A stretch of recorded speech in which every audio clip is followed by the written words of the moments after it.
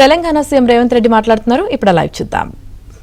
99 పేజీల ఒక నివేదిక తయారు చేస్తూ ఈరోజు ఎస్సీ 15% రిజర్వేషన్లను గ్రూప్ 1కు 1%, గ్రూప్ 2కి 9%, గ్రూప్ 3కి 5%, ఏ గ్రూప్లలో ఎవరెవరు ఉండాలనో కూడా విశ్లేషించాను.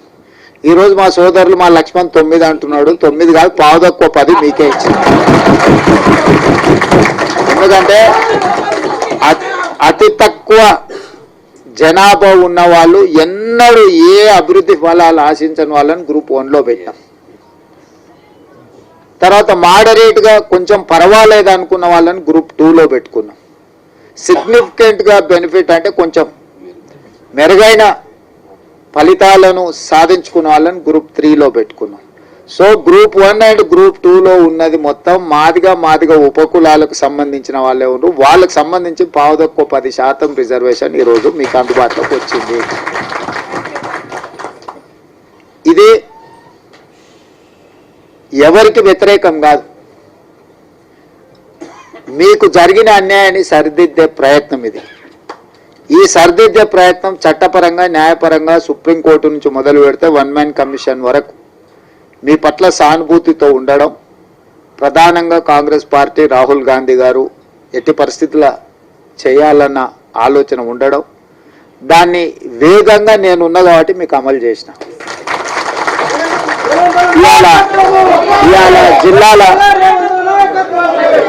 ఇవాళ జిల్లాలో మొదటి నుంచి నేను జడ్పీటీసీ కావచ్చు, ఎమ్మెల్సీ కావచ్చు, ఎమ్మెల్యే కావచ్చు, ఎంపీ కావచ్చు, ఇవాళ ముఖ్యమంత్రి కావచ్చు, ఏ స్థాయిలో నేను రాజకీయాలలో చిన్నది పెద్దది ఏ పదవైనా ఉండని మాదిగోళ్ళ పిల్లలు న్యాయంబడే తిరిగి ఎన్నికల ప్రచారం చేశాను. నేను ముందు నుంచి చెప్పిన, ఇప్పుడు కాదు, 2014లో తెలంగాణ రాష్ట్రం ఏర్పడ్డ తర్వాత అసెంబ్లీలో తీర్మానం పెట్టండి, ఈ ఎస్సీ వర్గీకరణకు తెలంగాణ కొత్తగా ఏర్పడ్డ తెలంగాణ రాష్ట్ర ప్రభుత్వం అనుకూలంగా ఉన్నది అని కేంద్ర ప్రభుత్వానికి తీర్మానం పంపించండి అని సావధాన తీర్మానాన్ని ప్రవేశపెడితే ఆనాటి ముఖ్యమంత్రి గారు నన్ను, మిత్రుడు సంపత్ కుమార్ని, సాండ్రా వెంకటవీరయ్యని సభలో నుంచి బహిష్కరించిండు. మేము పెట్టిన తీర్మానమే విధిలేని పరిస్థితిలో సభ ఏకగ్రీవంగా ఆమోదించాల్సిన పరిస్థితి వచ్చింది. ఆనాడు అఖిలపక్షాన్ని తీసుకెళ్తాను, మళ్ళీ ఎన్నడూ తీసుకెళ్ళాలి.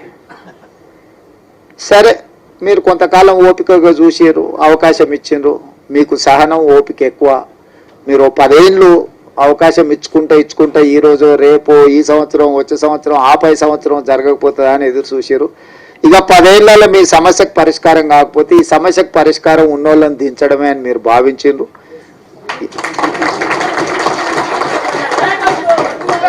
మీరు అవకాశం ఇస్తే మొదటి సంవత్సరంలోనే సుప్రీంకోర్టులో జడ్జిమెంట్ వచ్చిన, సుప్రీంకోర్టులో కేసులు సంవత్సరాల కొద్ది వాయిదా పడుతుంటే నేను అయిన తర్వాత దామన్నని పిలిచిన, మన ఎమ్మెల్యేలందరినీ పిలిచిన. అక్కడ సుప్రీంకోర్టులో కేసు వాయిదాలు పడుకుంటూ పోతుంది, ఇంకా దీన్ని వాయిదాలు వేయడానికి వీలు లేదు. మనమే ప్రత్యేకంగా ప్రభుత్వం నుంచి ఉద్దండులైన న్యాయవాదులను నియమిద్దామన్నా, నువ్వు ఢిల్లీకి వెళ్ళు, ఎమ్మెల్యేలందరినీ తీసుకొని అని చెప్పి వేముల వీరేశాన్ని, మందుల శామెల్ను, గవ్వంపల్లి సత్యనారాయణ, లక్ష్మణ్ని, అందరినీ ఎమ్మెల్యేలందరినీ దామన్నకు తోడిచి ఒక కమిటీ లాగా ఢిల్లీకి పంపించి మన సిద్ధార్థ్ లూత్రాను, అభిషేక్ సింఘ్వీని, వీళ్ళందరినీ న్యాయవాదులను అందరినీ మన తరఫున సుప్రీంకోర్టులో బలంగా కేసును బెంచ్ మీదకి తీసుకొచ్చి బలంగా వాదనలు వినిపించినాం. ఎందుకు వర్గీకరణ చేయాలని దాని మీద. పంజాబ్ వర్సెస్ యూనియన్ ఆఫ్ ఇండియాలో ఉన్న కేసు చాలా ఏళ్ళ నుంచి పెండింగ్ ఉంది. దీంట్లో మీరు అందరు పిల్లలు చాలా మంది చదువుకున్న వాళ్ళు ఉన్నారు. ఏళ్ళ కొద్దీ వాయిదాలు పడుతున్న దాన్ని 7 మంది న్యాయమూర్తులు ఒక దగ్గర కూర్చోవడం అనేది అంత తలకయ్యే పని కాదు. ఒకరు కూర్చునుడే కష్టం ఉంది. ఇవాళ రేపు 7 మంది ఒక్కసారి ఇట్లా లైన్గా కూర్చొని మీ వాదనలు వినాలంటే కంటిన్యూస్గా వాదనలు వినిపించి సుప్రీంకోర్టును మెప్పించి సుప్రీంకోర్టులో జడ్జిమెంట్ తీసుకొచ్చి ఆ జడ్జిమెంట్ని ఏ రాష్ట్రం ఈ దేశంలో అమలు చేయలేదు.